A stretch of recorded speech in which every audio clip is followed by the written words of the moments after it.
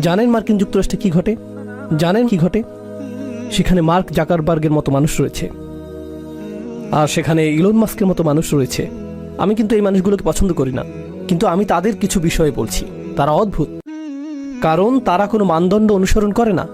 এটা শুধু আদর্শ হিসেবে উপস্থাপিত এই মানুষগুলোই না যারা বিশালাকার কোম্পানি প্রতিষ্ঠা করেছে, বরং এমন অনেক মানুষ রয়েছে যারা কোনো মানদণ্ড অনুসরণ করেনি এবং তারা নতুন কিছু শুরু করেছে। আর যখন তারা নতুন কিছু শুরু করেছে, চারপাশে সকলেই বলেছে, বাহ, এটা তো চমৎকার। তো আপনি যদি বাংলাদেশে, পাকিস্তান অথবা জর্ডানে থাকেন আর আপনি নতুন কিছু শুরু করতে চান, তখন আপনার পরিবারের সকলে কি বলবে? তুমি পাগল হয়ে গেছো, কেউ এমনটা করে না, তুমি এত নির্বোধ কেন?